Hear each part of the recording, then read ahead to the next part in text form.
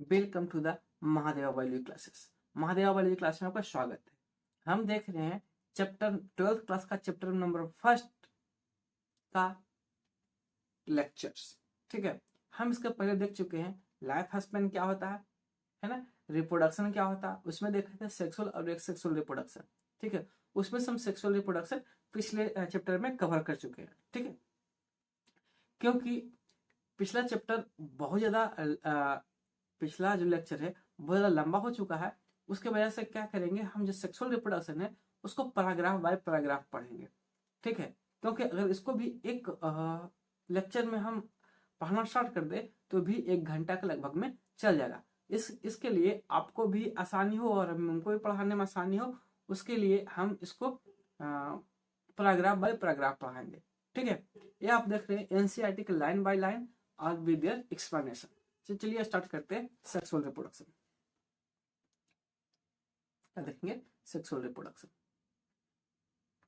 Sexual reproduction involve formation of male and female gamete either by the same individual or by different individual of opposite sex.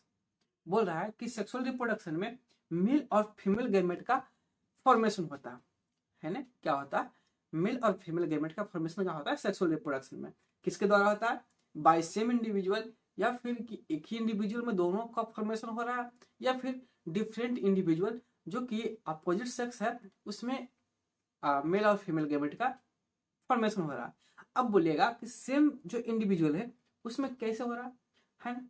तो अब अर्थ बम अगर पढ़े होंगे 11th class में, है ना, तो अर्थ बम में पढ़े होंगे कि उसी में मेल और फीमेल दोनों करेक्टर पाया जाता है। ठीक है, उसमें क्या होता है कि मेल और फीमेल दोनों का गैमेट बनता है। ठीक है, और वही ले लीजिए ह्यूमन बीइंग में, है तो मेल अलग होता है और फीमेल अलग होता है। तो मेल का गैमेट मेल में बनता है और फीमेल का गैमेट फीमेल में बनता है ना। तो हो गया डिफरेंट इंडिविजुअल, और अर्थ बम हो गया क्या? Same individual. ठीक है, आशा कि आपको समझ में आया होगा। These gamete fuse to form zygote which develop to form new organism। और यही गैमेट है जो अपोजिट गैमेट है, मेल में स्पर्म और फीमेल में ओवम, है ना। ये दोनों मिल करके क्या बनेगा? फ्यूज करेगा। जिसको कह रहे हैं गैमेट, वो फ्यूज करेगा और जायगोट बनाएगा। वही जायगोट क्या फॉर्म करता है? न्यू ऑर्गेनिज्म का फॉर्मेट करता है। ठीक है, फॉर्म करता है। It is an elaborate complex slow process as compare to the asexual reproduction. जो सेक्सुअल रिप्रोडक्शन है वो बहुत ज्यादा विस्तृत है और कम्प्लेक्स मतलब बहुत ज्यादा जटिल है और बहुत ज्यादा स्लो प्रोसेस है। किसके कंपेरिजन में? एसेक्सुअल रिप्रोडक्शन कंपेरिजन में। क्यों? Asexual reproduction generally vegetative reproduction भी कर रहा था, है ना। एक ही ऑर्गेनिज्म टूट कर 2 ऑर्गेनिज्म बन रहा था, है ना। किसी का बॉडी पार्ट टूट के न्यू ऑर्गेनिज्म बन रहा था। बट सेक्सुअल रिप्रोडक्शन में ऐसा नहीं है। सेक्सुअल रिप्रोडक्शन में क्या है कि 2 अपोजिट सेक्स होना चाहिए, है ना, या फिर एक में 2 सेक्स हो वो भी चलेगा, है ना। और दोनों का गैमेट पहले बनेगा और गैमेट बनकर वो फ्यूज करेगा। फ्यूज करने के बाद जायगोट बनेगा। जायगोट बनने के बहुत सारा दिन बाद क्या होगा? न्यू बर्थ होगा, न्यू ऑर्गेनिज्म का प्रोडक्शन होगा। Because of fusion of male and female gamete sexual reproduction result in offspring that are not identical to or among themselves। बोल रहा है कि मेल और फीमेल गैमेट के फ्यूजन के कारण, है ना, सेक्सुअल रिप्रोडक्शन का जो रिजल्ट आता है, ऑफस्प्रिंग होता है, वो अपने माता पिता का पूरी तरीका से आइडेंटिकल नहीं होता है। अब क्यों आइडेंटिकल नहीं होता है? हमने पिछले लेक्चर में बताए थे कि हम देखेंगे जेनेटिक्स वाला चैप्टर में, है ना।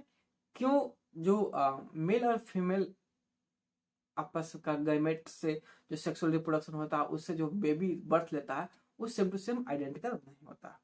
ठीक है, बिकॉज अगर एक मेल है एक फीमेल है, दूसरा कैरेक्टर कुछ और होगा, ऐसा कैरेक्टर कुछ और होगा, दोनों मिलेगा तो दोनों का क्या होगा? मैसेज आ रहा है ना, और वो दोनों का मिक्स होके एक नया ऑर्गेनिज्म बन रहा है। ठीक है, तो ऑब्वियसली कुछ कैरेक्टर माता का आएगा, कुछ कैरेक्टर पिता का आएगा। ठीक है, कोई एक का तो नहीं होगा। और जो एक सेक्सुअल रिप्रोडक्शन में क्या देख रहे थे कि एक ही पेरेंट्स, है ना, न्यू ऑर्गेनिज्म को प्रोड्यूस कर रहा था, तो सेम का सेम कैरेक्टर आ जाएगा। ठीक, ए स्टडी ऑफ डाइवर्स ऑर्गेनिज्म क्या बोल रहा है? A study of diverse organisms, plants, animals, fungi, so that how they differ so greatly in external morphology and internal structure and physiology. When it become to the sexual mode of reproduction, surprisingly they share similar pattern. बोल रहा है कि एक अध्ययन से यह पता चल रहा है कि प्लांट्स है ना, पेड़ पौधे, एनिमल्स, जीव जंतु, फंगी है ना, सब क्या है एक दूसरे से बहुत ज्यादा डिफर है ना। पेड़ पौधे के ले लो, क्या एनिमल के जैसा लगता है कि नहीं लगता है ना, फंगी एनिमल जैसा लगता है कि नहीं, ये तीनों क्या है बहुत आपस में डिफरेंट है। कैसे? एक्सटर्नल बनावट के हिसाब से भी, ऑर्गेनिक देख लो अलग ढंग का बनावट है ना, और पेड़ पौधों का अलग ढंग का बनावट है, उसका फिजियोलॉजी स्ट्रक्चर वगैरह सब कुछ अलग अलग है, ठीक है। बट सब के सब सेक्सुअल रिप्रोडक्शन कर रहे हैं है ना, सिमिलर पैटर्न से, ठीक है, यही बोल रहा है। Let us first discuss what feature are common to this diverse organism. बोल रहा है कि सबसे पहले अध्ययन करेंगे कौन सा फीचर सब में सेम है ना। जितना सारा ऑर्गेनिज्म है क्या कर रहा है, सेक्सुअल रिप्रोडक्शन कर रहा है ना, तो कौन सा फीचर सब में सेम है। बोल रहा है all organism have to reach a certain stage of growth and maturity their life before they can produce sexually. बोल रहा है जितना भी जीव है ना, सब का सब एक सर्टेन स्टेज तक आ रहा है एज का, ठीक है, ग्रोथ कर रहा है ना, और क्या कर रहा है, मैच्योर हो रहा है ना, अपने लाइफ में सेक्सुअल रिप्रोडक्शन करने से पहले। जैसे कि ह्यूमंस के लिए है ना, रिप्रोडक्शन तभी कर सकता है जब वो किशोरावस्था से ऊपर है, जिसको कहते हैं जुवेनाइल फेज, ठीक है। The period of growth is called the juvenile phase. बोल रहा है कि वैसा फेज जब वो मैच्योर हो रहा है, ग्रोथ हो रहा है, उसको क्या कर रहे हैं, जुवेनाइल फेज कर रहे हैं। उसी फेज को it is known as vegetative phase in the plant, है ना। यही जो मैच्योर हो रहा है प्लांट, ग्रो कर रहा है प्लांट, है ना, उसको जैसे कि ह्यूमंस में कर रहे थे, एनिमल्स में जुवेनाइल फेज कर रहे थे, और उसी को प्लांट में क्या कर रहे हैं, वेजिटेटिव फेज कर रहे हैं। This phase is variable duration in different organism, है ना। ये जो जवान होना है ना, ग्रो करना है ना, मैच्योर होना, कब तक मैच्योर हो रहा है ना, वो हर एक जीव में अलग अलग है, ठीक है। प्लांट्स में अलग है, एनिमल्स में भी देख लो तो हर एक जीव का मैच्योरेशन फेज अलग अलग होता है। ह्यूमंस 13 साल में 13-14 साल के बाद